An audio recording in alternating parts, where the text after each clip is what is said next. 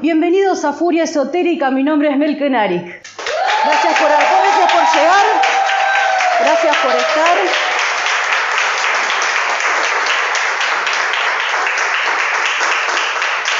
Es recomendable que hayan venido hoy con esta Argentina tan agitada, con los chakras tan desalineados, en mucha necesidad de una barra de Access, o de una metafísica, o de una llama violeta, o de por lo menos de una bruma áurica. Así que bueno, tratemos de mandar nuestra energía para que todo sea con la paz del Señor, ¿sí? Así que bueno, muy agradecida nuevamente porque estén aquí.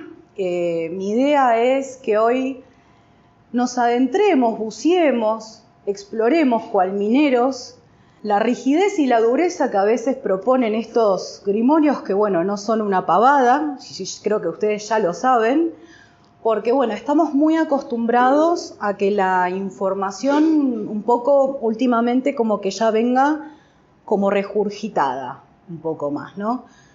Yo quería empezar a contarles un poco sobre estos libros que bueno, que son maravillosos y que tenemos el privilegio, les diría que hoy por hoy estén editados en ediciones bastante recientes y revisadas, ¿sí? Por Editorial Kier, porque este es un privilegio que hace un par de años no lo teníamos. Yo, de hecho, las primeras versiones que leí de estos libros fueron bajadas en inglés y bastante pirateadas, debo confesar.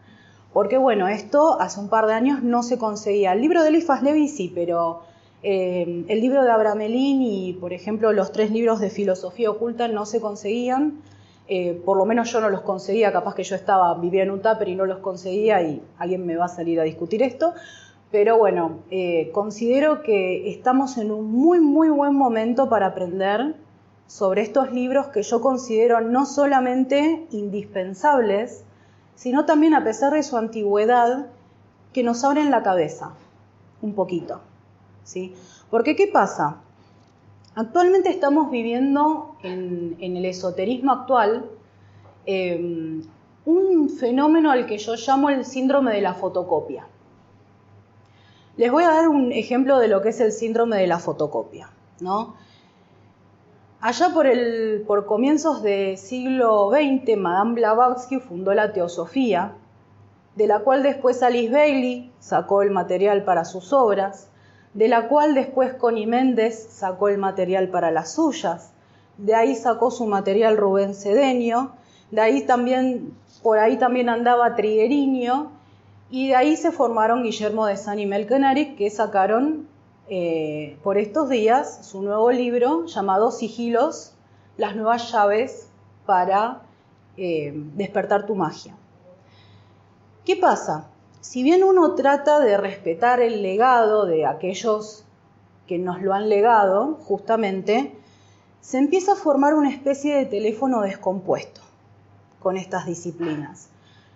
Y yo creo que el teléfono descompuesto está muy agravado por lo que son las redes sociales. Las redes sociales lo que tienen es que perjudican mucho nuestra capacidad de atención. Y si hay algo que necesitan estas disciplinas, es una gran capacidad de abstracción y de atención, ¿sí?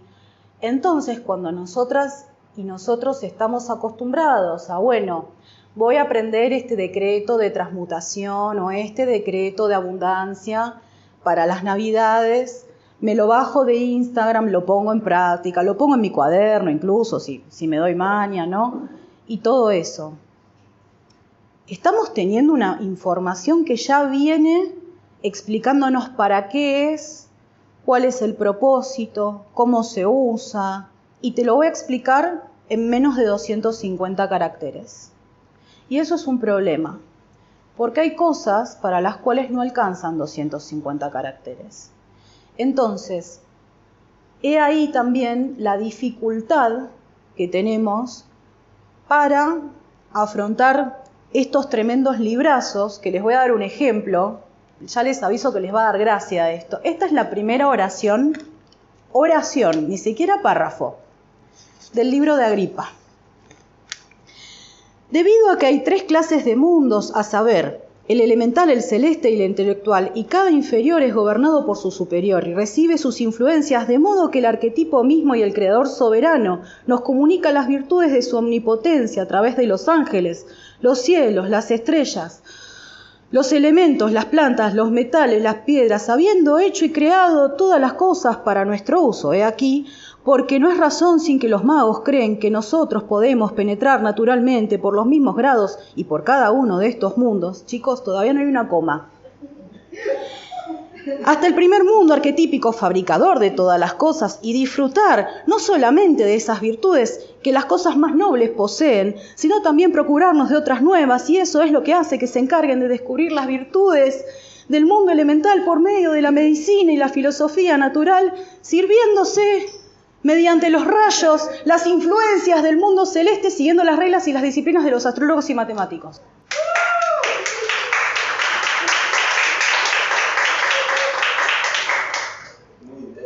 Es un rap. Es un rap. Es como, le pones trap de fondo y queda, es más, lo voy a hacer. Ahora no, pero lo pienso hacer porque es espectacular. Imagínense explicar esto con un posteo de Instagram. Imagínense hacer un TikTok de esto. Yo que me quejo que tengo menos de 200 vistas en un video, yo creo que ni yo lo voy a ver. ¿Se entiende? Porque no se entiende.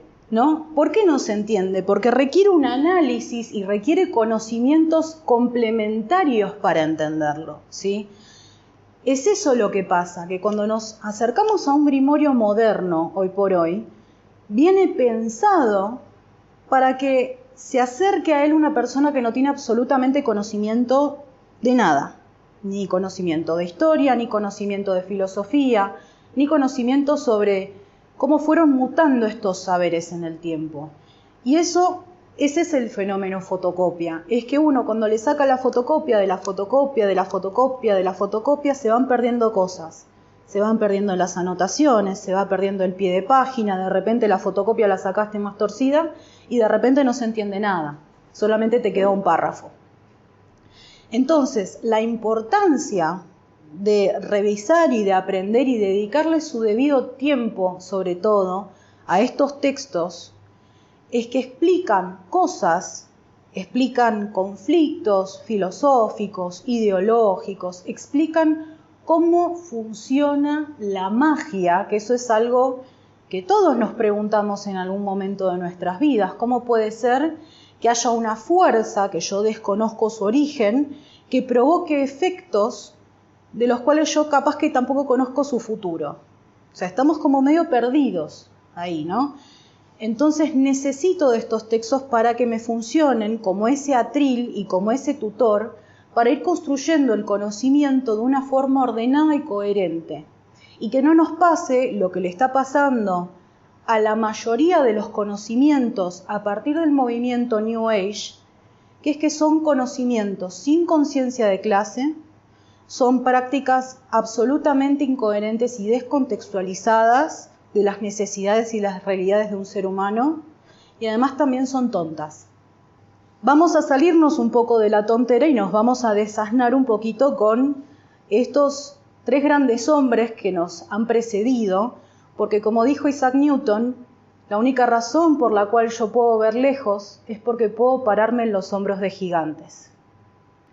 Así que vamos a pararnos en los hombros de estos gigantes, que bueno, por lo menos eran medio feministas, ¿no? O sea, tienen esa ventaja. Por lo menos Cornelio Agripa, que es esta persona tan interesante, digo, no podemos dedicarle una charla entera a Agripa porque no alcanzaría. Si esto yo ya lo quiero dejar en claro, va a haber un montón de cosas de la vida de Agripa, del trabajo intelectual de Agripa, de la filosofía realmente de Agripa, que no hay forma de explicarlo en 40 minutos, ¿sí?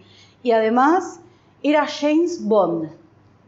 Agripa era James fucking Bond, ¿sí? Fue espía, fue mercenario, defendió a una bruja en un juicio por brujería, fue científico, fue alquimista, fue todo. O sea, él realmente fue todo. Entonces, digamos, si ustedes consideran propicio ir a hacer un wikipediazo de la vida de Agripa, yo diría que es un buen pasatiempo para hoy miércoles 20 de diciembre a la noche, ¿sí?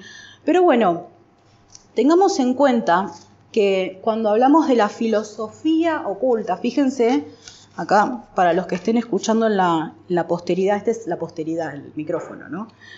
El Tratado de Magia y Ocultismo, la filosofía oculta. En realidad el título original de este libro es Los 3 libros de la filosofía oculta, de Oculta Filosofía Libris 3. Porque lo que hizo Agripa fue a lo largo de su vida, Agripa nació allá por el 1500, ¿sí? Y en realidad este libro lo escribió en los primeros años de su vida, desde su carrera como académico, y él tenía un maestro que se llamaba Tritemio. Así que Tritemio, para que se den una idea, es el fundador de la bibliografía y de la literatura como corriente de conocimiento. Era una persona muy importante en su época. Y era el maestro de Agripa, entre otros, también de Paracelso, de hecho. Él, por ejemplo, le presentó una de las primeras versiones del manuscrito de los 3 libros de la filosofía oculta a Tritemio, pero recién un par de años antes de morir el libro fue publicado. En el medio le pasó nada, la novela que es su vida, básicamente, ¿no? Pero en el medio se retractó de muchas cosas, en el medio agregó un montón de cosas. Pero cuando hablamos de la filosofía oculta, y esto para que quede muy, muy claro de qué vamos a hablar en el día de hoy con respecto a Agripa. Cuando hablamos de la filosofía oculta, no hablamos de conocimiento oculto, porque uno medio relaciona oculto con ocultismo. No es así en este caso, ¿sí? Cuando Agripa habla de la filosofía oculta, habla de la capacidad de ver la cualidad oculta de las cosas, que no es lo mismo, que hay cosas y hay fuerzas en este mundo que no son obvias a la vista, a eso se refiere, pero no se refiere a un conocimiento oculto iniciático, ¿sí? Eso en primer lugar. En segundo lugar, las fuentes que usa Agripa para los 3 libros son fuentes de fácil acceso. No es que él tenía, a todos nos encantaría ver la biblioteca de Agripa, a mí me encantaría viajar en el tiempo y decir, a ver, está Club de Brujas, está Sigilos, ¿no? Bueno, pero más allá de eso son libros, son fuentes a las cuales nosotros podemos acceder hoy por hoy. Ninguna es secreta, porque Agripa en realidad es un representante del pensamiento de su época. La obra de Agripa tiene un fuerte impacto en lo que es la revolución científica 200 años después, ¿sí? Entonces no estamos hablando de un conocimiento oculto, iniciático, que yo tengo que estar en un círculo secreto para entenderlo y conocerlo, no. En realidad lo que estaba tratando de hacer Agripa es conciliar una dicotomía que hoy por hoy todavía tenemos, que es magia y religión. Hay otra cosa que nos encontramos cuando por primera vez nos empezamos a adentrar en un libro como el de Agripa, que es que de repente menciona más a Cristo y a Dios que la Biblia, básicamente, más cristiano que yo, ¿sí? Entonces, él lo que trata de explicar en realidad es que hay una fuerza que es inherente a todo en este mundo, una suerte de animismo neoplatónico, podríamos decir, que proviene de una única fuente, digamos que es Dios, ¿sí? Esto es el intento de Agripa, de a través de los conocimientos que él acumuló durante todos sus años de extenso estudio, de reconciliar esta dicotomía que ustedes saben que hoy por hoy está más ardiente que nunca, ¿sí? Nunca estuvo más lejos en la historia de la humanidad la magia de la religión. Porque de hecho hasta podríamos decir que con Inquisición y todo, en la época de Agripa, estaban un poquito más cerca. Y ni les cuento religión y ciencia. Ahí ya directamente estamos más lejos que nunca. Es nuestra grieta, podríamos decir que es nuestra grieta, ¿sí? Así que bueno, en el libro de Agripa ustedes se van a encontrar un montón de cosas, como ser, por ejemplo, que cada 3 palabras menciona a alguien. El tipo te va a mencionar a absolutamente todos los autores que se leyó, ¿sí? A tal punto que incluso yo escuchando, digamos, a personas que han analizado este libro, porque yo para analizarlo tuve que escuchar a personas que lo analizaron, un poco más que el 80% de lo que dice son citas, en realidad. O sea que el 80-90% de lo que dice no es conocimiento original, sino que está repitiendo de los pensadores de su época y anteriores, Marcelo Ficino, su maestro Tritemio también, bueno, ideas platónicas, menciona mucho a Jámblico, que es un filósofo también neoplatónico, o sea, tiene muchas influencias, digamos, de estos pensadores que son de su época y obviamente anteriores, futuros no, porque bueno, tenía ese poder, pero ella era mucho, ¿no?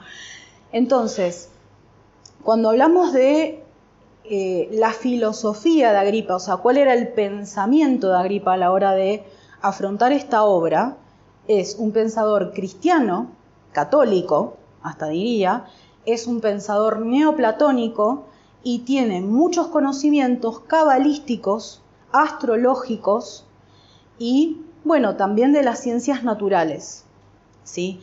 Vamos a un poco recorrer, si quieren pasarse el libro, pásenselo, este es el mío, está resaltado, tocado, tiene página doblada, pero como para que lo vean un poco, y yo les voy a empezar a contar en líneas generales de qué se trata, porque todavía tenemos que afrontar los otros dos libros que también tienen esas oraciones así de largas y encantadoras, ¿sí? Pero básicamente de lo que va a hablar Agripa es de tres cosas, que en realidad son tres cosas que en la filosofía de Agripa están concatenadas. El primer tomo, estos efectivamente son 3 libros, va a hablar de la magia natural. La magia natural nos va a hablar de cuestiones importantes como ser los elementos y su comportamiento, el alma del mundo, que es aquello que imbuye y digamos, le da ánimo y movimiento y comportamiento a todas las cosas. Va a hablar de las influencias celestes, de las cualidades ocultas, de las plantas, de los animales, de los metales, ¿sí? Pero básicamente, y acá yo creo que, bueno, tomó mucho de Empédocles, que es el que tiene ese nombre tan divertido, ¿no? Empédocles, pero es uno de los filósofos presocráticos que habló por primera vez de que los elementos eran aquello que componía el mundo, como si fuera una suerte de fuerzas abstractas que componen todo lo que somos, y todo lo que vemos, y todo lo que tocamos, y todo con lo que interactuamos. ¿Por qué plantea Agripa este orden de los libros? Porque en realidad él va a hablar primero del mundo natural, o sea, de todo lo que nos es empíricamente comprobable y va a tratar de explicar cómo funciona, cómo está animado, etcétera, ¿no? Ahora les voy a contar, porque es tan extenso el temario de este libro que lo tuve que anotar para que no se me escape nada, porque tiene cosas que para mí son muy importantes, ¿no? Pero básicamente primero lo que va a intentar conformar es la naturaleza de un mundo físico, relacionado con un mundo espiritual, obviamente un mundo invisible, pero tratando como de darle una explicación a eso. Va a definir lo que es la magia, también, ahora les voy a leer la definición de lo que es la magia para Agripa, y también lo que va a hacer es empezar a pautar algunos conceptos que luego va a repetir en los otros 2 tomos, por ejemplo, con respecto a las fuerzas planetarias, ¿sí? Y los espíritus planetarios. Pero bueno, en realidad lo que él va a hacer es una suerte de como es arriba es abajo, porque bueno, también tiene mucho pensamiento hermético, no del Kybalión, El Kybalión es 1900 para adelante. Cuando estamos hablando de un hermetismo anterior, estamos hablando de alegorías, del Corpus Hermeticum, ¿sí? Todo lo que es la obra el libro de Enoch, ¿sí? O sea, todo lo que se le atribuye a Hermes, básicamente, ¿no? El Kybalión es un pseudo-hermetismo, podríamos decir, que es más afín, por ejemplo, a la teosofía, a la metafísica, todo lo que vino después, ¿sí? Pero básicamente lo que hace es sentar esas bases para luego hablar de lo que es la magia celeste, que es el segundo libro. La magia celeste nos va a hablar de algo que a mí me encanta, spoiler no, que es la matemática. Y hace una distinción, ven porque yo necesito mis notas, una distinción muy importante que es 3 cosas que un mago necesita entender, que son la filosofía, que es, bueno, también un poco lo que explica en la primera parte, la matemática y la teología. Teología es conocimiento de las jerarquías espirituales y celestes, que de eso va a hablar en el tercero. Pero bueno, en la magia celeste va a hablar, por ejemplo, de la unidad, del duodenario, del ternario, del cuaternario, y cómo eso se refleja en distintas dinámicas espirituales. Por ejemplo, cuando hablamos de un duodenario hablamos de una polaridad. Se los voy a traducir en términos actuales esto, lo explica con otros términos. Cuando hablamos de un ternario, por ejemplo, podemos hablar de las triplicidades astrológicas, de la Santísima Trinidad, de los nombres de Dios que empiezan con 1, con 2, con 3, con 4, con 22 letras. Va a ser paralelismo con absolutamente todo eso y ustedes van a decir, ¿para qué cazzo escucho este podcast? ¿Para qué cazzo sigo esta página que me manda a leer esto? Yo podría estar mirando grimorios de Instagram, ¿sí? Si quieren, como una especie de limpiador de paladar, miren un poco de TikTok así rápido, ponen decretar, manifestar, decreto fin de año, cómo volver con mi ex y después vuelven, ¿sí? Ahí como que hacen un reset de la mente. Habla de la naturaleza de los planetas. Acá es muy importante porque en el libro de Agripa se empieza a hablar en serio como un conocimiento consolidado de lo que son las regencias planetarias. Porque, ¿qué pasa? Lo que dice Agripa es, todo tiene una afinidad con algo. Los elementos van a tener afinidad con determinados signos, con determinados animales, con determinadas plantas, con determinados planetas, con determinados ángeles, con determinados animales sagrados, etcétera, etcétera, etcétera. Digo, es un rango muy grande de seres y alegorías que traza, ¿no? Después también de lo que va a hablar, y que es muy importante, esto me parece que es la parte más importante del primer libro, esto por si quieren aventurarse en este viaje, ¿no? ¿Qué es el concepto del anima mundi? Si el anima mundi es el alma del mundo, es la parte espiritual que imbuye a todo en este mundo, ya sea esta mesa, este libro, yo, vos, la silla. Todos tenemos anima mundi, según Cornelio Agripa. Y esto es importante porque lo van a tomar pensadores, como Eliphas Levi, que le va a poner otro nombre. Eliphas Levi le dice la luz astral. Pero empieza a hablarse de esta cualidad espiritual que todos los seres comparten y que tiene una naturaleza que está determinada por estos elementos. Que bueno, ya empieza a hablar de que, por ejemplo, que los seres, las personas que tienen más Leo, más Sagitario, más Aries, son seres que tienen cualidades del fuego. Son analogías las que traza, básicamente. Entonces, habla de astrología médica también, digamos, de las propiedades de distintos metales, de distintas plantas, de distintos animales, distintos venenos, distintas fumigaciones, distintas velas luminarias que uno puede prender. Empiezan a trazarse las bases de lo que es la magia ceremonial con este libro. 1500, estamos hablando, siglo XVI. Entonces, en la magia celeste, como les digo, va a hablar de algo que es encantador, que es la matemática, como les digo, pero también va a hablar de otras analogías que se trazan. No sé quién tiene el libro, a ver, ¿quién lo tiene? ¿Ro? Ro, fíjate más o menos por el medio. A ver, quiero mostrarles una cosa que me parece que es muy renacentista de su parte, y es una de las imágenes más conocidas, que bueno, es esta de la tapa, ¿no? ¿Qué es esto? Si quieren volver a ver estas imágenes de las cuales voy a hablar, seguramente yo después haga algún carrusel, alguna cosita, y las subo en las notas del programa, para que lo vuelvan a ver. O bueno, compren el libro guiño guiño, ¿no? Pero bueno, también, ponele que lo quieran volver a ver en más detalle. ¿A qué les suena esta ilustración? Muy bien, a la ilustración del hombre de Vitruvio de Da Vinci, es contemporáneo.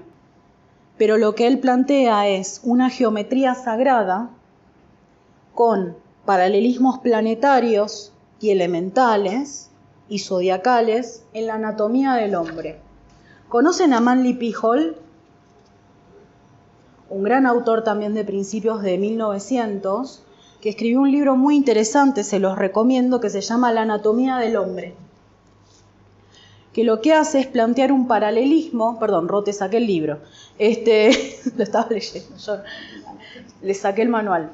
Lo que hace es trazar un paralelismo entre la anatomía del hombre y, por ejemplo, la estructura o la arquitectura de un templo, de una iglesia, ¿sí? También, el esoterismo en general, todo lo que es el conocimiento oculto, trabaja mucho con el concepto de analogía, porque es la base a través de la cual se percibía conocimiento antes de la revolución científica, ¿sí? O sea, el hombre trabajaba por simbolismos y analogías que por evidencia empírica.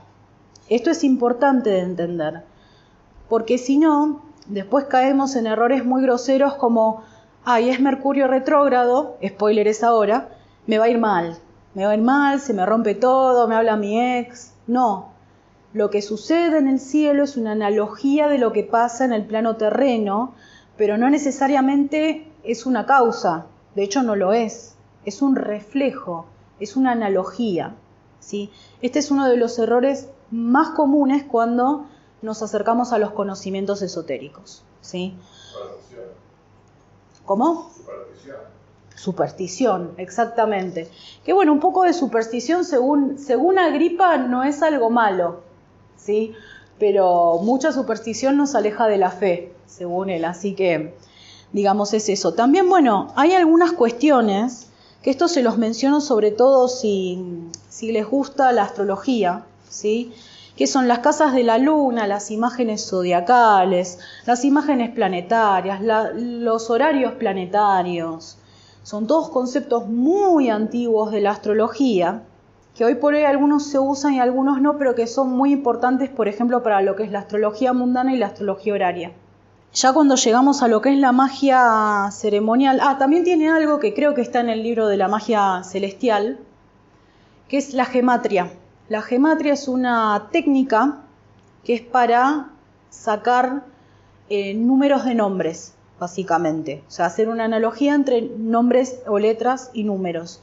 Que esto es importante si uno quiere entender a Eliphas Levi y a Abramelin, ¿sí? O sea, es importante como conocimiento base. Pero bueno, en lo que va a ser en la magia ceremonial, que es muy importante, primero que va a hablar de algunos alfabetos que se usan hoy por hoy en la magia ceremonial, que son el alfabeto celestial, o sea, el alfabeto malaquim, ¿sí? El alfabeto tebano, que es el famoso alfabeto de las brujas, y un par ahí de alfabetos más que digamos no son tan conocidos, esos son los dos más conocidos dentro de todo, pero que son importantes en escuelas de magia ceremonial actual. Yo, por ejemplo, estuve leyendo un libro de una agrupación que se llama The Gallery of Magic, no sé si la conocen. ¿Vos la conocés? Dijiste, sí. Moderno, actual, ¿viste? Actualizadísimo. Que trabaja con los 72 ángeles del Yemáfora, con los demonios goéticos, ¿sí? Y los sigilos que están en ese tipo de magias utilizan estos lenguajes, utilizan estas geometrías, utilizan estas técnicas para armar sigilos, para los nombres de los ángeles. En la base del conocimiento está acá, ¿sí? Hay fuentes anteriores, sí, pero a lo que a nosotros nos compete, la base está acá, ¿sí? Y de lo que va a hablar mucho también Agripa, que esto también es importante si uno quiere entender grimorios posteriores, es de las jerarquías celestiales, ¿sí? Entender el orden de los ángeles, el orden de los demonios, as in, ángeles caídos, porque después tenemos otro tipo de espíritus que son las inteligencias y los daemon, que bueno, depende de la traducción, a veces se pierde esa distinción. Un daemon es, por ejemplo, el que tenía Sócrates, son espíritus que no son ni buenos ni malos. Va a hablar del espíritu de cada planeta, va a haber sigilos y símbolos y sellos también, si se fijan, en la parte de la magia celestial, de la magia ceremonial, cuadrados mágicos por cada fuerza planetaria también. O sea, va a hablar de todas estas fuerzas y las va a clasificar, siempre teniendo en cuenta que Diosito es el top boss, ¿sí? O sea, acá más que Diosito no hay para Agripa, ¿no? Que un poco, bueno, es la lógica porque es el pensamiento de la época, ¿sí?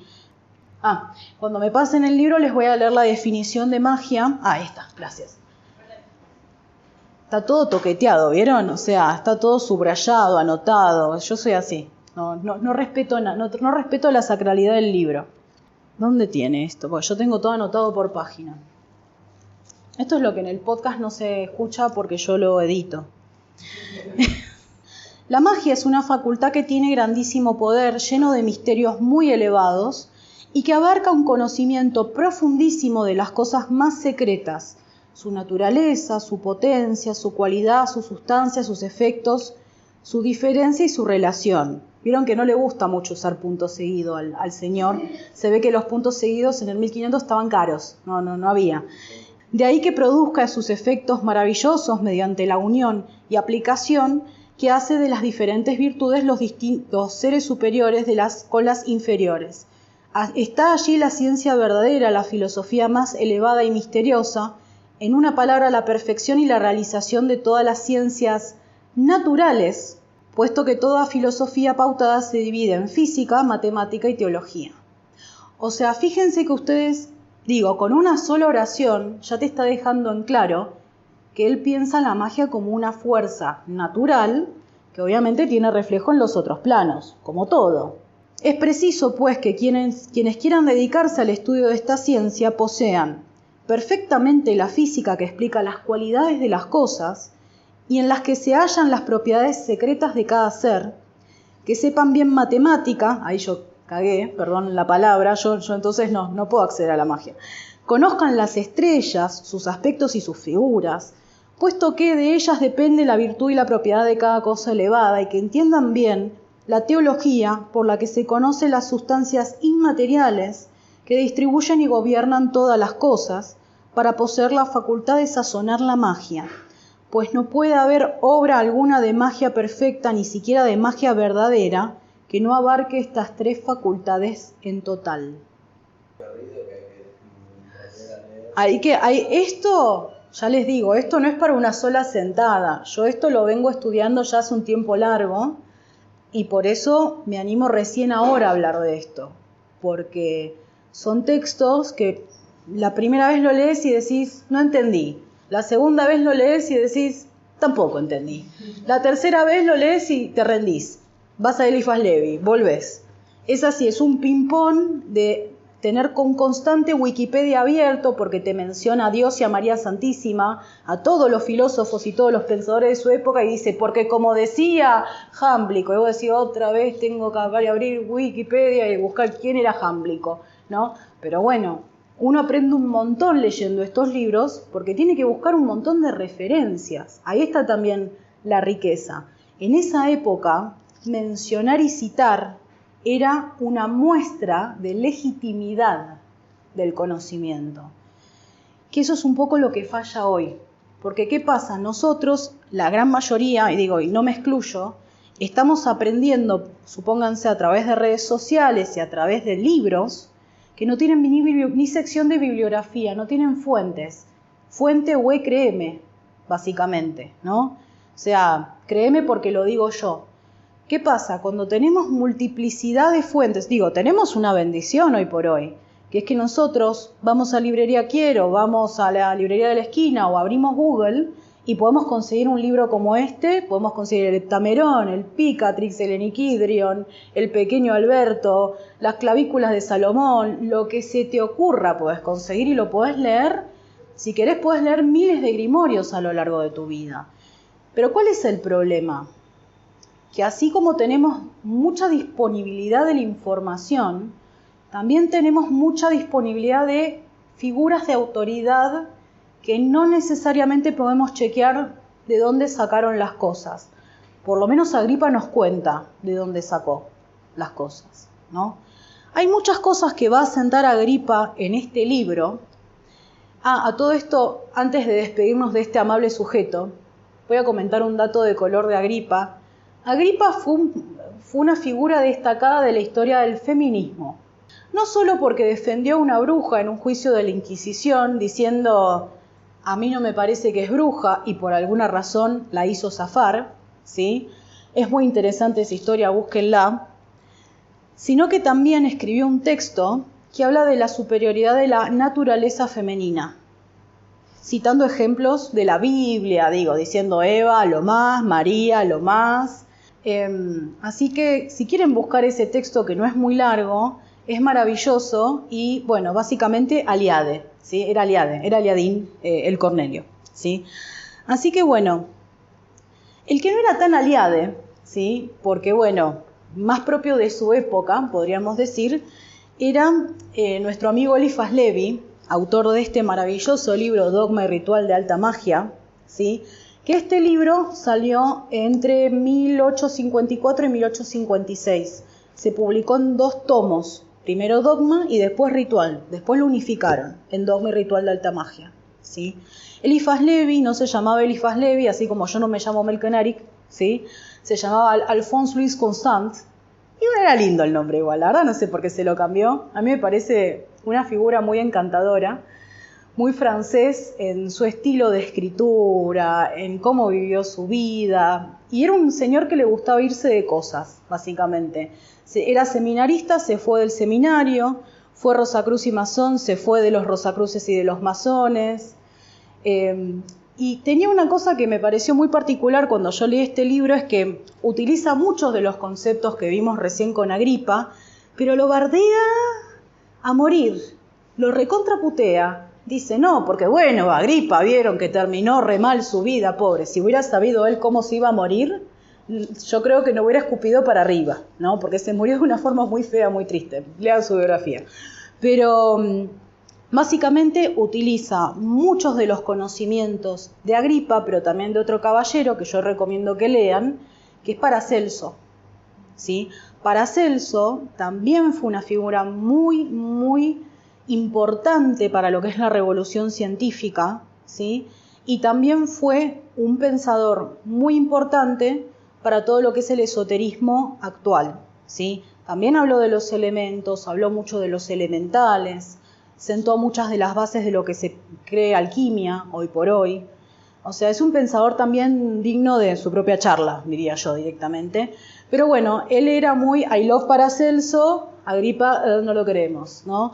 Pero bueno, en realidad él también lo cita y lo respeta porque muchas veces lo menciona a lo largo de su texto. Yo por eso, cuando pensé esta charla, dije, voy a hablar del señor, del cual después habló este señor, y de estos 2 señores después habló este otro señor, y de estos 3 señores después hablamos nosotros, ¿no?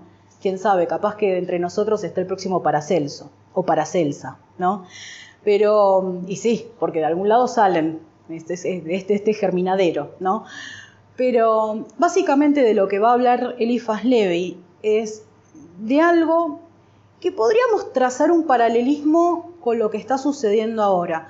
Cuando Eliphas Levi empezó a estudiar ocultismo, estaba sucediendo un fenómeno en Europa que fue una especie como de revival de la Kabbalah, del tarot, de la astrología, de la magia ceremonial, ¿sí? De todos estos temas. Estaban como de moda de nuevo después de un periodo medio como oscurantista, ¿no? Esto más o menos 1850. Previo a la aparición de Eliphas Levi, de hecho hay una publicación muy conocida que se llama Le Monde Primitif, que también fue en Francia, que tuvo mucha influencia sobre el pensamiento de Eliphas Levi, ¿no?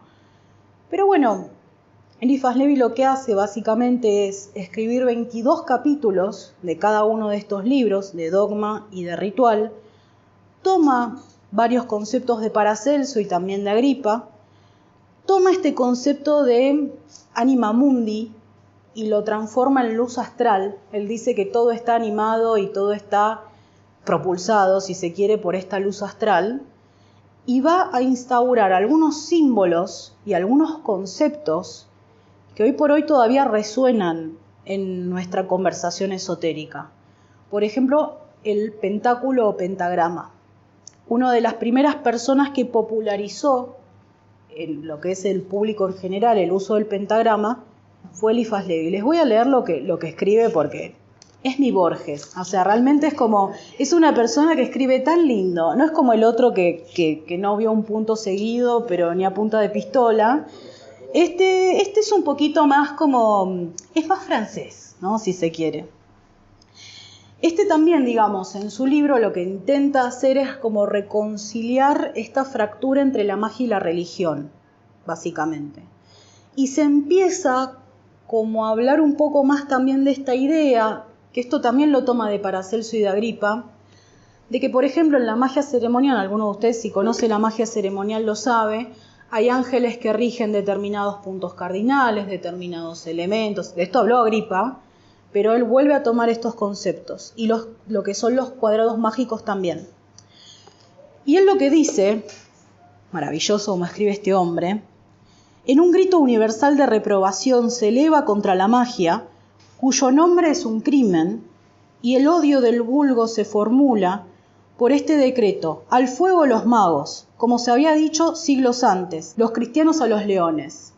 Como diciendo, ustedes están culpándonos a nosotros de que somos profanos, pero el cristianismo también en algún momento fue profano, ¿no? Ahora bien, las multitudes no conspiran más que contra los poderes reales, no tienen la ciencia de lo que es verdadero, pero en cambio tienen el instinto de lo que es fuerte. Como un poco como instaurando esta idea de, bueno, le tienen miedo porque no lo entienden, básicamente. El cristianismo no debería odiar la magia, pero la ignorancia humana siempre tiene miedo de lo desconocido. La ciencia se vio obligada a ocultarse para liberarse de las apasionadas agresiones de un amor ciego. Se envolvió en nuevos jeroglíficos, disimuló sus esfuerzos y disfrazó sus esperanzas. Entonces fue creada la jerga de la alquimia, continua decepción para el vulgo, ansioso de oro, pero la lengua viva para los verdaderos discípulos de Hermes. Fíjense que él está trazando un paralelismo también ahí entre lo inaccesible de la ciencia para el vulgo y lo inaccesible de la magia para el vulgo. Y un poco que acá está criticando a las brujas de TikTok porque está diciendo el vulgo ansioso de oro, o sea, ansioso de la solución rápida, se pierde ese lenguaje que en realidad es solo para iniciados. Acá lo bardea Agripa. Aquel que vimos morir pobre y abandonado es Cornelio Agripa. ¡Qué basura! No le digas así, pobre chabón. El menos mago de todos, discúlpame, y a quien el vulgo se obstina en considerarle como el mayor hechicero del mundo, porque a veces era satírico y mistificador. Porque claro, Agripa tenía un poco de escéptico también. De hecho, fue una gran influencia para el pensamiento de Descartes también, Agripa, ¿sí? O sea, está como un poco alineado con el empirismo, porque en realidad él se jactaba de ser científico, no de ser ocultista, ¿sí? La clave de todas las alegorías mágicas se encuentra en las hojas que hemos señalado y creemos que son obra de Hermes. Acá empieza como a instaurarse también y a solidificarse esta idea de que el hermetismo es la verdadera fuente del conocimiento. Pero ¿qué pasa? Después vino alguien llamado Kybalión, que imagínense que esta alegoría yo la leí en un paper y me pareció maravillosa. Imagínense que hagamos una fiesta de hermetismo. Venimos todos los hermetismos, nos juntamos, hacemos una fiesta. Viene alguien que no es hermetismo, se pone un cartel de hola, soy hermetismo, y bueno, y se mete en la fiesta. Y ese colado es el Kybalión, ¿sí? O sea, básicamente parafrasea y toma muy por arriba muchos conceptos de lo que es el hermetismo posta, digamos, pero no es hermetismo. Pero bueno, ¿qué pasa? Está muy alineado con lo que fue después el pensamiento teosófico, el de Madame Blavatsky, que heredan, bueno, todo ese árbol genealógico del cual después, pum, nací yo, ¿no? Pero básicamente es eso, o sea, es esa forma de pensamiento simplificado del hermetismo que, bueno, no pierde muchas de sus complejidades, ¿no? Que son interesantes. Era ilustradora todo esto, Eliphas Levi, ¿sí? A mí me hubiera encantado preparar un PowerPoint para esto, pero ya encontrar los libros era un montón, la compu, el proyector, ya era un montón. Acá, por ejemplo, habla de lo que es el poder. Esto es un concepto que en magia ceremonial es muy importante, el pentagrama y el hexagrama. Para entender los pormenores de lo que es un pentagrama y un hexagrama, hay que hablar de, digamos, también la numerología y la matemática que hablaba Agripa, que habla también este sujeto, ¿sí? Pero básicamente lo que dice en el capítulo del pentagrama, que es el quinto de dogma, a todo esto dogma es porque va a explicar las bases filosóficas de la magia, y rituales porque va a explicar las bases prácticas. Y lo dividió cada uno en 22 capítulos porque son uno por cada arcano del tarot. Es uno de los autores también que empezó a popularizar el tarot, ¿sí? Pero básicamente empieza a hablar de que el pentagrama es un símbolo sumamente poderoso que conquista casi como una cruz a todos los espíritus inferiores, y además que la punta superior del pentagrama va a representar la luz astral, el espíritu, y el resto de las otras puntas, los 4 elementos. Y también va a ser el primero que va a hablar de que la estrella para arriba representa la superioridad del espíritu sobre la materia y la estrella invertida lo contrario. Por eso es el símbolo de lo mundano y de, en algunos casos, lo maligno, ¿sí? Y también de lo que va a hablar es de esta contraposición que yo creo que es muy importante entender si somos iniciados, que es la contraposición microcosmos-macrocosmos. Va a hablar del microcosmos como el pentagrama, porque el pentagrama también, acuérdense, según la geometría de Agripa, coincidía con el ser humano, que es todo lo que está en nuestro microcosmos, todo lo que concierne a nuestra vida más inmediata, si se quiere. Y después va a hablar del hexagrama, el sello de Salomón, que lo ilustró él también, está acá, como la contraposición de dos fuerzas un poco más sustantivas y más abarcativas, más duales, ¿sí? La flecha para abajo y la flecha para arriba, ¿sí? Sí, le vieron el código Da Vinci, deben estar como la chica del meme y la matemática, que básicamente representa el macrocosmos, ¿sí? Aquello que es un poco más grande que el micro. Y bueno, si en algún momento ustedes hicieron algún ritual del tipo telema o del tipo Golden Dawn, fíjense que, por ejemplo, en el ritual de exorcismo menor del pentagrama tenemos, porque acá está el pentagrama y arriba mío está el hexagrama, ¿sí? Son todos conocimientos que se trasladaron a prácticas actuales. Porque yo ya les adelanto que este libro lo agarró nuestro amigo Samuel MacGregor Mathers, ¿sí?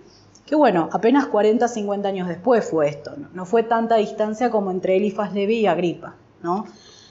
Pero básicamente lo que va a hacer es sentar estas bases espirituales, ¿sí? De lo que es la Kabbalah, la astrología, el tarot, algunas fuerzas planetarias.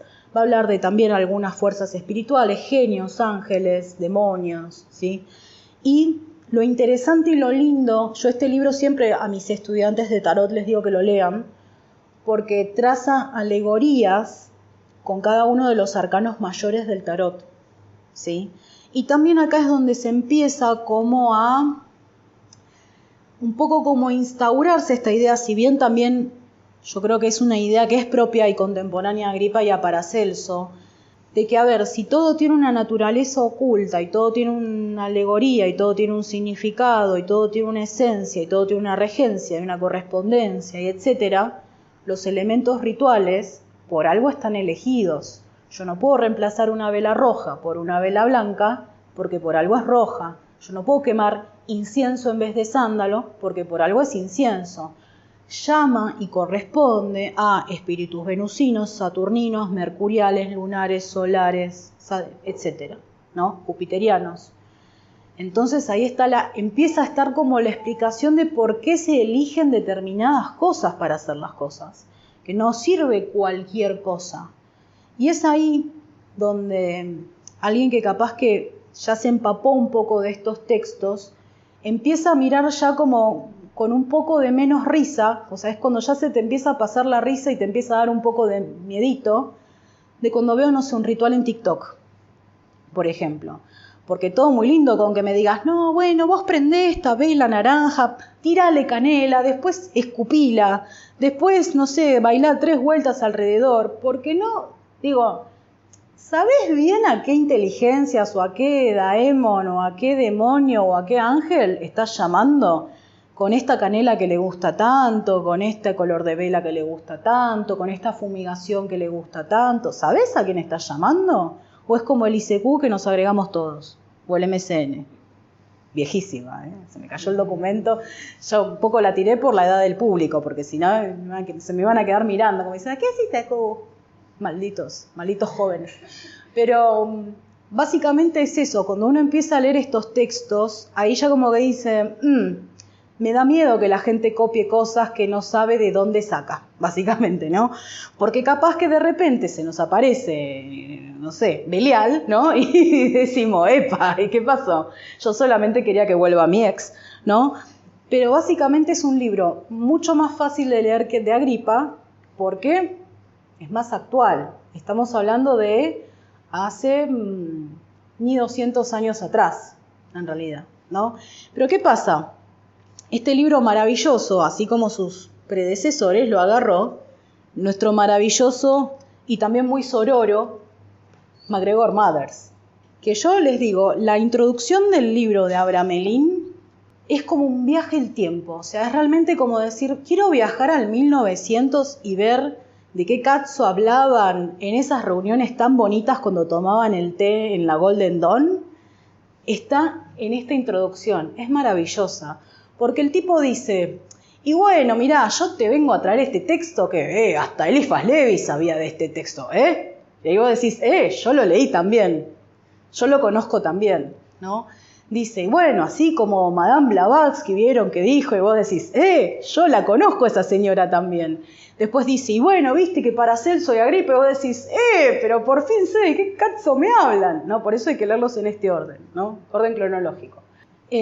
Pero bueno, no hay tanta distancia entre MacGregor Mathers y Eliphas Levi, porque son 50 años después, no estamos hablando de 500 años después, ¿no?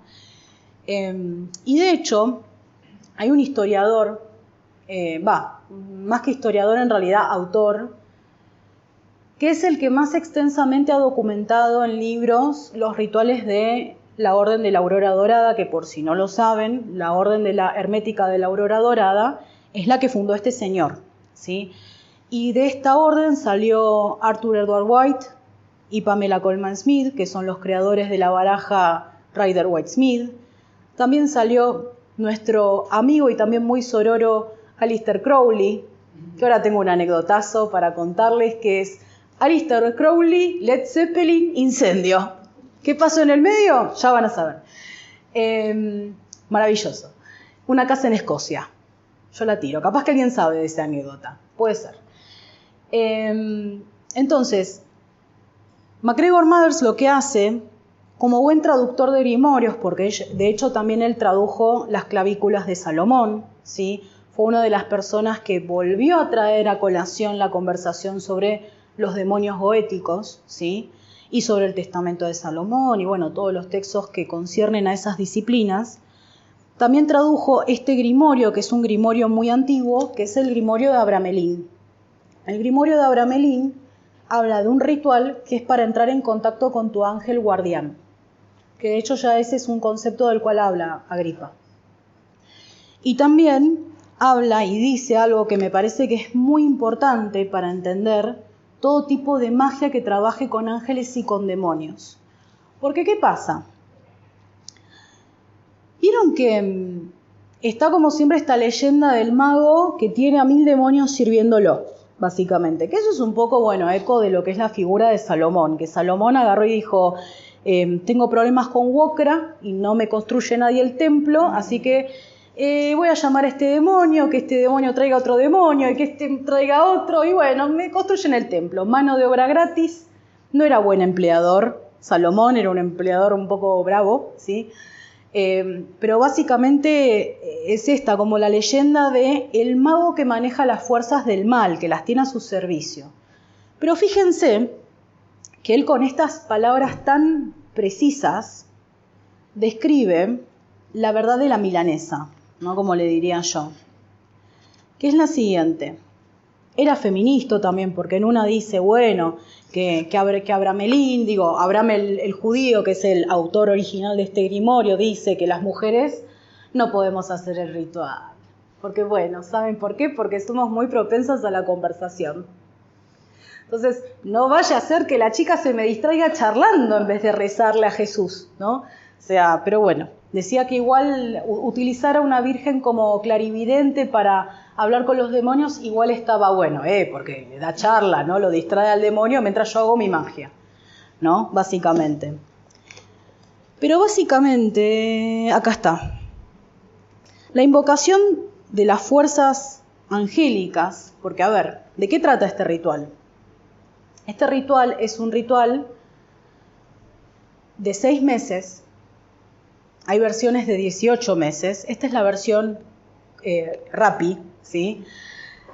En la cual uno básicamente tiene que ayunar un montón, rezar un montón, pero no es que vos, bueno, aparece angelito de la guardia, por favor, cuídame de noche y de día, y aparece el ángel, llamó a usted, ¿no? Así como todo así medio odioso, no. en realidad vos tenés que llamar a un montón de demonios, a todos, empezando de los reyes de los demonios para abajo, hasta el secretario, ¿sí?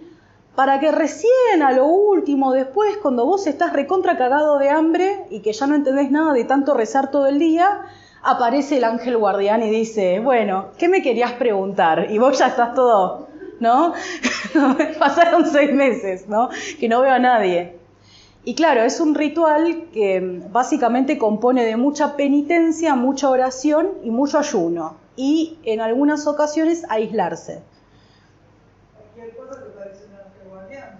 ¿Qué? Cualquier cosa te parece un ángel guardián. Yo creo que ya a lo último estás alucinando, ¿viste? Pero claro, es un ritual que requiere una vida muy piadosa, si se quiere, ¿no? No es para, por ejemplo, como vamos a ver, el jodón de Aleister Crowley, básicamente, que escribió cartas de amor a Nietzsche. Digo, ya el tarot de Thoth, que es el tarot de Crowley, es una carta de amor a Nietzsche, un poco que miraba fotos de Nietzsche y suspiraba, ¿no? Entonces, imagínate si el tipo ese lo vas a tener todo el día rezando, haciendo ayuno, y bueno, por eso terminó como terminó, ¿no? Pero miren lo que dice, que esto me parece que de la introducción es como la joya. Básicamente lo que dice, no se puede todo. Básicamente lo que dice es, el error de la mayoría de la gente, y esto también lo sugiere Eliphas Levi, es pensar que los demonios nos obedecen a nosotros. En realidad, los demonios obedecen a los ángeles y los ángeles nos asisten. Pero en la medida de poder uno contactarse con ángeles, tiene que estar a la altura de la pureza y la bondad y la elevación de los ángeles.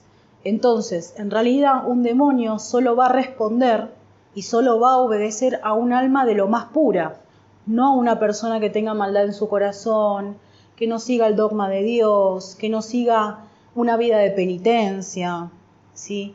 Entonces, ¿qué pasa? Y esto es un desafío, creo, hoy por hoy en la magia ceremonial actual, hacérselo entender a la gente, que es, si vos estás invocando, o sea, si estabas tan aburrido como para invocar un demonio, porque la verdad que prefiero pedir pedidos ya, ¿se entiende? O sea, que antes que llamar a un demonio, prefiero como ir por otros caminos. Pero bueno, supónganse que en una de esas querés llamar a un demonio. Es básicamente como encontrarse con un tigre sin domar. O sea, es una fuerza indómita que no responde, pero en lo absoluto para vos, y ante la cual vos vas a tener que tener un mediador, porque si no te morfa. ¿Y qué pasa además? Los demonios, bueno, son hábiles seductores, entonces en general te van a ofrecer cosas y uno en vez de decir, no, bueno, vos respondés a Dios, yo respondo a Dios, todos respondemos a Dios, así que bueno, hace esto porque yo te compelo a través de esa fuerza, voy a terminar arreglando directo con el demonio, ¿no? Y por eso hay tanta magia ceremonial que hoy por hoy sale mal, entre otras razones, además de que la gente no lee, ¿no? Pero bueno, básicamente, como decía Israel Regardie, que es uno de, esto creo que lo empecé a decir antes y no lo dije, que es uno de los autores más importantes sobre la tradición de la orden hermética de la aurora dorada, MacGregor Mathers es la Golden Dawn. Digo, es como que lo que creía él, lo que leía él, lo que pensaba él, está traducido directamente en las tradiciones de la Golden Dawn. Entonces se dice que en realidad este grimorio fue de gran influencia para lo que es la conformación de toda la magia ceremonial que se sigue usando hoy por hoy, porque la Golden Dawn es una orden que todavía existe, ¿sí? Y también hay otra cosa, y esto como para cerrar este largo recorrido con una anécdota muy graciosa, va el personaje de Aleister Crowley, que un campeón siempre para estas cosas, y dice, voy a hacer el Abramelin, yo lo voy a hacer, porque además él tenía una rivalidad muy bien documentada con MacGregor Mathers, al punto que un poco más hicieron un duelo de varitas como en Harry Potter. Lean la historia de la guerra mágica de Inglaterra. Les pido por favor, dense ese gusto, googleenlo. como decía el candidato que perdimos. Googleen, vayan usted que está en su casa, googlee. La batalla mágica de Inglaterra. Dijo, yo esto lo puedo hacer, dijo. Entonces, como tenía plata, agarró y se alquiló una cabaña ahí por Escocia, cerca de Loch Ness, y dijo, yo voy a hacer el Abramelin. Y claro, el primer mes le habrá ido bien, el segundo mes le habrá ido bien, ya cuando el ayuno se empezó a volver más largo, no podía comer carne, no, era todo el día a rezar. Relaciones sexuales podés tener hasta cierto punto del ritual si es con tu esposa. Esposa no tenía, en ese momento creo que no la tenía, no sé si, porque después la tuvo. Así que encima no podía tener sexo, no podía tomar. O sea, es alguien que escribió literalmente relatos de un drogadicto. O sea, literal se llama así uno de sus textos. O sea, imagínense conciliar esto con relatos de un drogadicto. No sé, como que no va.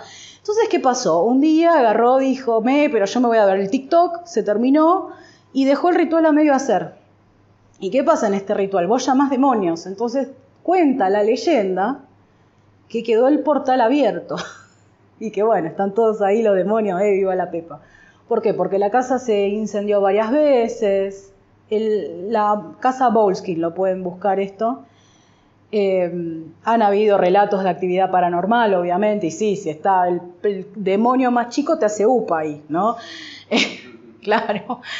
Es una casa que se incendió varias veces y se dice, porque bueno, Aleister Crowley tenía estas cositas, pero había muchos rockeros que por su naturaleza así medio hedonista les gustaba Aleister Crowley, les decían, qué capo Aleister Crowley, la telema.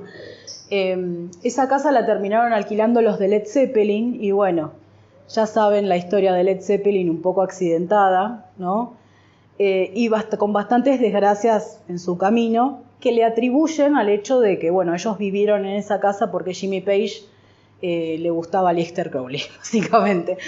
Pero bueno, hay también unos que no se leyeron el manual de Abramelin, por lo menos para terminar el ritual. Yo hubiera hecho eso, yo lo hubiera terminado, por lo menos desde donde lo dejó Aleister Crowley, ¿no? Así que básicamente ese es el recorrido que yo propongo por estos 3 manuales que digo, como les conté antes, son libros muy complejos de entender en una primera lectura, hay que tenerles mucha paciencia, hay que buscar las referencias, conoces mucho sobre el contexto de cada libro porque está lleno de referencias, eso es muy enriquecedor y también uno empieza a entender el porqué de cómo funcionan algunos de los artefactos actuales como ser astrología, como ser tarot y bueno, y te agrega un par de herramientas ahí que están buenas. Así que bueno, esta es la lectura que les propongo para el verano, me lo llevan a la playa, ¿sí? En lo posible una vacación larga, así les alcanza para los 3. Preguntas, Ro. Tengo el tarot de Crowley y, o sea, más allá de que vos lo lees es como muy super dark. Es re dark, sí. Como que cuando lo compré, lo empecé a mirar, lo empecé a manipular, sentí como que no me estaban pasando, o sea, como que contemporáneamente me empezaron a pasar cosas que por ahí no estaban tan buenas dentro de mi casa y en mi vida. Lo guardé en un cajón. Vos, por ejemplo, ¿recomendás hacer algo particular? No, capaz limpialo y guardalo en una bolsa plástica. Si tiene algún tipo de carga o intromisión energética, con una bolsa plástica lo cortás porque la luz astral no puede pasar por el plástico, aparentemente, sí. La energía no pasa, porque no es conductor. Pero lo que tiene el tarot de Crowley es que las imágenes son más hedonistas, más sexuales, porque intenta hacer una contestación al tarot Rider White en cierto punto. Que el tarot Rider White es muy colorido, tiene muchos valores de lo que era la Golden Dawn, mucha mitología egipcia, mucha cabalá, mucho, digamos, de lo que es la magia ceremonial. Y medio que él quería eso, pero para la joda. Básicamente se reduce en eso. Entonces tiene esa energía como más básica, ¿viste? Pero no es maligno. Yo no lo consideraría como algo tan oscuro, sino que más dionisíaco que apolíneo, si nos trasladamos a ese Nietzsche que le gustaba tanto. Cosas así, que se me pasan, no fueron cosas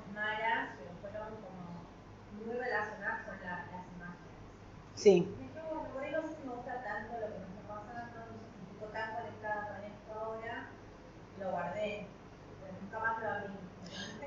Mira, hoy por hoy si lo revendés, te haces una re plata, porque lo que debes haber pagado por esa baraja, hoy por hoy es una fortuna. Sí, eso, pero nada, no era tanto, hace 7 años no era tanto. No, no era Lo tengo tanto. guardado ahí, creo que lo vi 2 veces. Sí. Fíjate, de última, si no es con vos, pasalo de manos. Siempre es conveniente, digamos, si no lo querés ni siquiera para coleccionar, porque capaz que de colección es un lindo objeto. Si no lo querés ni para coleccionar, pasalo, que fluya la energía. Sí. Además, conociéndote a vos, como que capaz que no es tu onda. No lo veo tu onda. Vos como que estás en otra vibra. Bueno, gracias. De nada. ¿Lo puedes leer también principiantes? Sí. O sea, personas que no, yo por ejemplo no tengo ningún conocimiento, me gusta el tarot pero no tengo, estoy Sí. empezando un curso de astrología, pero estoy recién empezando y no tengo ningún conocimiento previo, o sea, ¿me va a ser fácil entenderlo? No. No.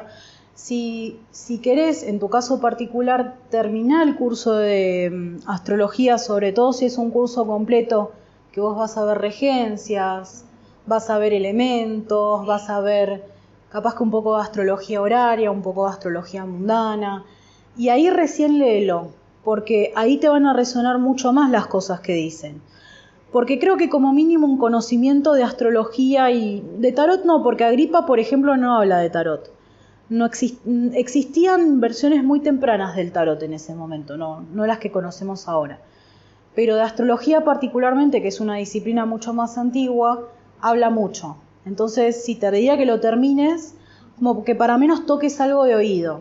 La primera sentada no lo vas a entender, capaz que la segunda un poco más, ¿viste? Pero ahí vas a decir, mirá, ya en 1500 se hablaba de esto. Tengo evidencia, ¿no? Así que sí. Capaz que, por ejemplo, el de Eliphas Levi te va a resultar un poco más fácil de entender, pero después vas a querer volver al otro. Sí. Ahora te pregunto si podías ubicar más o menos los libros de Israel Regardí, que hablar un poco de lo que escribió Mothers, también un poco, una pregunta. ¿Dónde los ubicaría, por ejemplo, no sé si viste el libro del árbol de la vida, Jardín de Granadas? Muy por arriba. Bueno, más o menos mi pregunta sería si dentro de los libros, estos 3 libros que mencionaste, si podrías abarajar, digamos, esos libros de Gardí, que son un poco más, por ahí, fácil de acceso, Sí. si se quiere, entre comillas. Sí. Porque es un autor más moderno. Sí, él creo que los libros los empezó a sacar en los 60s, si mal no recuerdo. Que bueno, viste que es un autor, Israel Regardie, que es muy importante para entender los ritos. Tiene los manuales completos. Que eso es donde yo más profundicé, la parte cabalística no tanto. Estos autores, los 3 hablan de Cabalá. El tema es que en el libro de la magia sagrada de Abramelín siempre hay un debate, que es el siguiente. O sea, estos dos, o sea, Agripa y Eliphas Levi, te van a hablar de cuestiones cabalísticas. De hecho, Eliphas Levi hasta te va a hablar de la Sefirot, pero este no, a pesar de que es de MacGregor Mothers. Porque en realidad hay un debate dentro de la comunidad esotérica, esto es por fuera de los libros, de si el autor al cual hace referencia MacGregor Mothers, que es Abraham el judío, si realmente era judío, porque los ritos y los rituales que describe invocan demonios con determinados nombres que no son de la tradición judía, de hecho son cristianos, te diría. Por ejemplo, habla de Satán. Satán no es un demonio en la tradición judía, es un título que se le da a los demonios, pero no es un demonio per se, ¿no? Eso entre un montón de otras cosas. Entonces, de los 3 libros, capaz de los 2 que vos mencionás, ese es el que menos va a tener que ver, porque en realidad, si bien el manuscrito original de Abramelín supuestamente es del siglo XIV, está en tela de duda si es cabalístico o no. Para mí no es. Porque los 2 libros que vos me mencionaste son de Cabalá, tengo entendido. El que es es el árbol de la vida, creo que más que nada el título, después hace como una explicación, hace una revisión, si se quiere, del libro de Madre, de Merlín. Sí. Hace como una extensión, anotaciones, si quiere. Observaciones deben ser. ¿Menciona algo del ritual de 18 meses, por ejemplo? Sí, se habla de la parte de Germain Courage también. Claro. Ritual, hace, digamos, anotaciones y explicaciones al ritual específicamente, y también claro. toca bastante lo que es la tradición de la Golden Dawn. El currículum de la práctica de la Golden Dawn, digamos, bastante, siempre, digamos, se encargó un poco. Sí, él fue en una profundidad que yo honestamente todavía no llegué, digamos. Yo más que nada de Israel Regardie, en profundidad leí los que explican más los rituales, no tanto todo lo demás. Pero está bueno leer ese tipo de libros que hacen revisión a estas traducciones y a estas interpretaciones, porque, por ejemplo, el ritual que explica MacGregor Mathers dura 6 meses, pero hay otros traductores que en realidad hablan de 18 meses. ¿Que quién aguanta? Nadie. Yo creo que en la práctica nadie aguanta 18 meses. Yo justo escuché un podcast, que lo voy a poner en las notas del episodio, de un mago ceremonial que completó el ritual. Hay varios que dicen haber completado el ritual. Yo sé que uno sí lo completó supuestamente.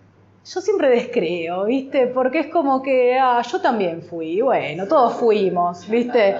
Qué sé yo, el ritual de Abramelín es el Quo Olivos de esta gente. Todos fuimos en algún momento, ¿no?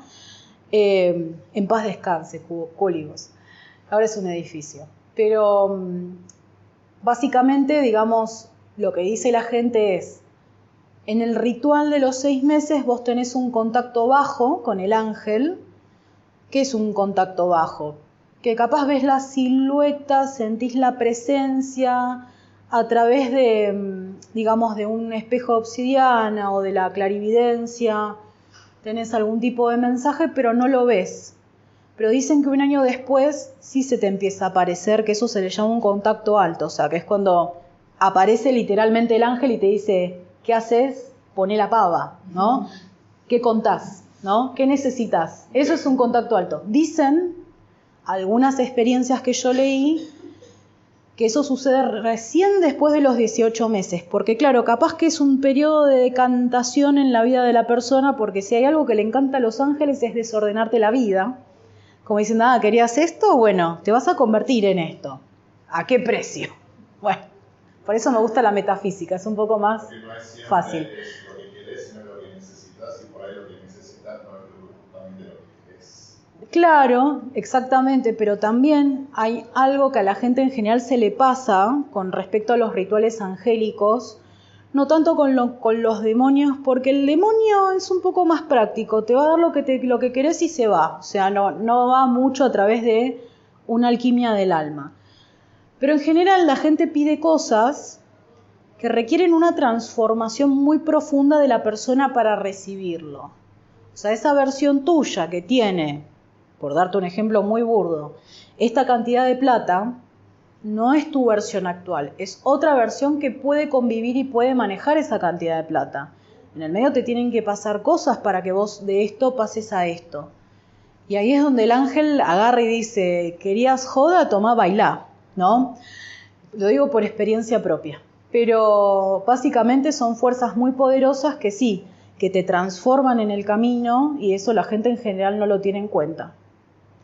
Pero volviendo a tu pregunta, sí, hay muchas revisiones. Bueno, de hecho, hace poco salió otra versión revisada de los 3 libros de filosofía oculta de un traductor que se llama Eric Perdue, que también lo pensaba poner en las notas, que tiene observaciones muy agudas sobre los distintos errores de traducción que se fueron trasladando en el tiempo que, yo creo que son inevitables, porque si estamos hablando de un manuscrito que del latín pasó al alemán, del alemán pasó al italiano, del italiano pasó al francés, y recién ahí lo tuvimos en inglés, y de ahí lo pasamos al español, cagamos. O sea, a veces siempre recomiendan tratar de leerlo en su idioma original. pero a menos que hayas ido al Nacional Buenos Aires y sepas latín y griego, está un poco complicado, ¿viste? ¿Qué? 5 vidas, sí. Bueno, de hecho, MacGregor Mathers, esta edición la tradujo del francés, de un manuscrito que está en francés. Pero bueno, hay otros manuscritos que están en alemán, que están en italiano, ¿viste?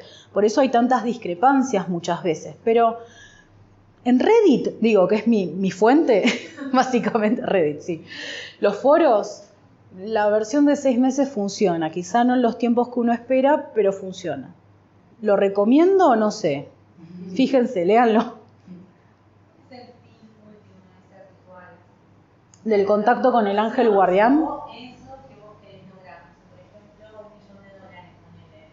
Mira. Información para tolerar eso que vos contaste, o sea, tener una nueva versión o eso.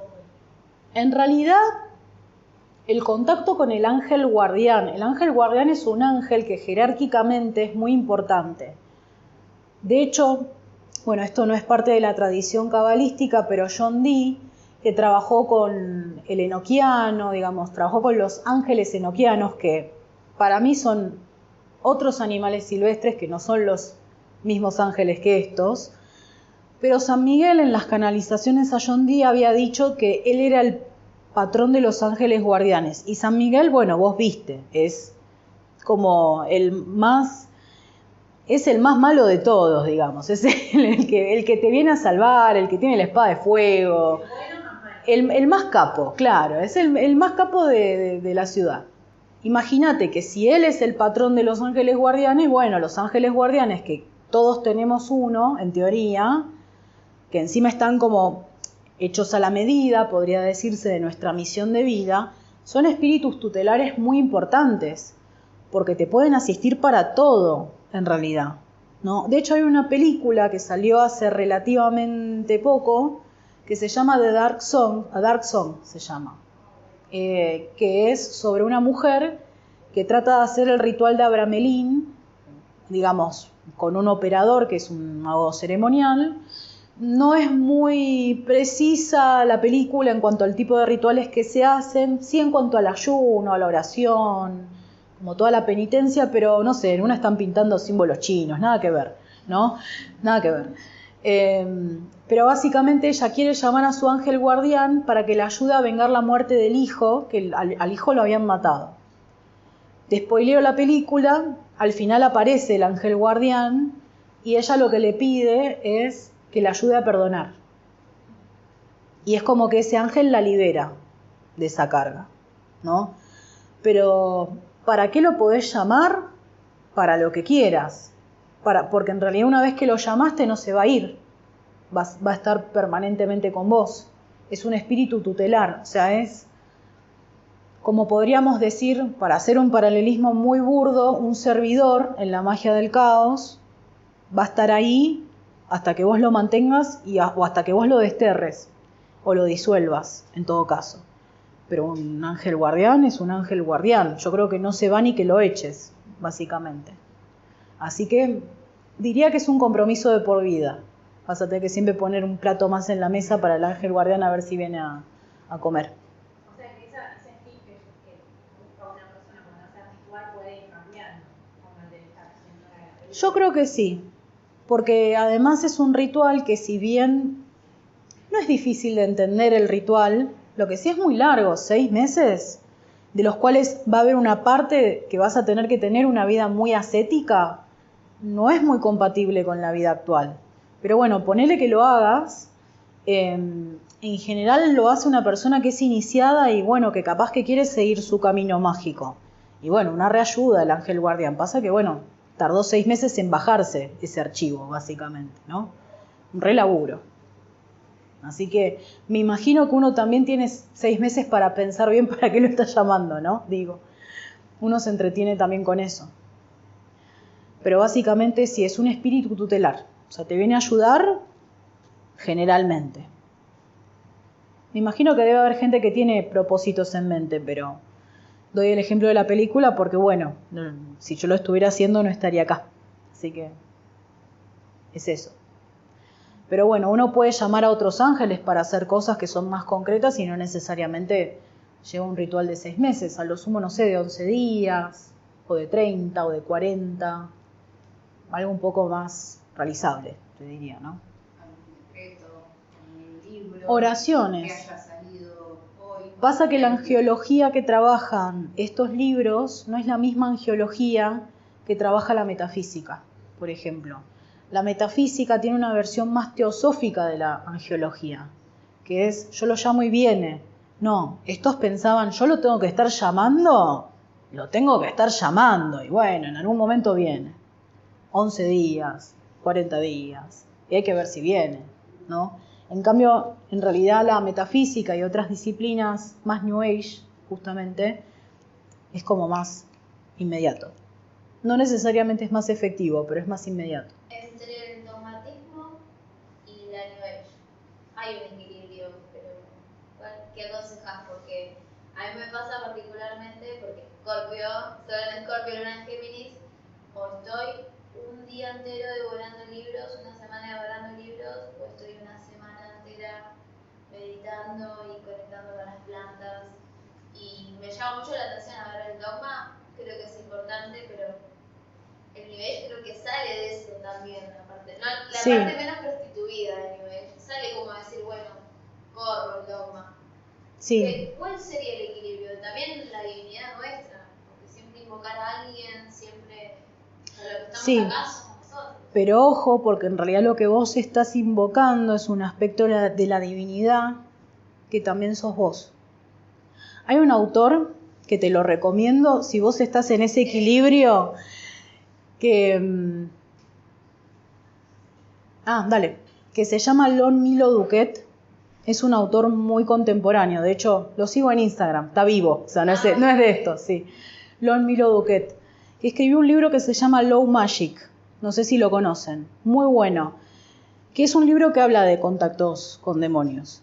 Y la bajada del libro dice, los demonios están en tu cabeza, lo que no sabes es qué tan grande es tu cabeza. En realidad lo que se piensa es que tanto los demonios como los ángeles, como nosotros, como los espíritus planetarios, como todo, es una emanación de una misma fuente. Entonces, vos en realidad estás invocando o evocando algo que es parte de ese mismo océano que es la divinidad en la cual todos estamos. Entonces, estudiar el dogma te contextualiza, hace que los conocimientos que vos hoy por hoy obtenés, que son conocimientos contemporáneos, porque sí, esto es de su época, no lo confundamos. Pero es como que si no, eso que vos estás estudiando contemporáneo está como flotando en un océano de nada, está como descontextualizado. Esto te pone en contexto, con lo cual hay que dedicarle un tiempo de estudio moderado, junto con cosas más prácticas para no aburrirte, porque de todo esto aplicable hay, pero no es todo aplicable, ¿sí? Entonces, ahí es donde vos tenés que hacer un equilibrio en, bueno, voy a dedicar este mes a estudiar este grimorio, pero mientras tanto tengo mis otras prácticas para yo sentir que estoy haciendo algo, porque si no es puro estudio. Sí, es mago de sillón, como le dicen en Reddit. ¿No? O sea, es el mago de sillón que estudia, pero no puede hacer nada. Los grimorios actuales, por ejemplo, como el ejemplo que di, de Lon Milo Duquette, de Jason Miller, de Gallery of Magic, que es un conjunto de autores también, son grimorios un poco más prácticos. Te dicen, che, mirá, no sé, ¿querés llamar a Anael? Toma, acá está el sello, acá está el salmo, hace un pedido, 11 días, toma. O sea, es mucho más fácil, ¿viste? Pero bueno, hay que hacer un equilibrio entre las dos cosas, porque si no, todo esto que te están mostrando no sabes de dónde vino, no sabes en qué base filosófica está pensado, y te ayuda a tenerle un poco de menos miedo también, ¿viste? Porque son fuerzas poderosas, no son joda. Y si no, escuchás Furia Esotérica. Vamos cerrando con esta charla. Muchas gracias por venir.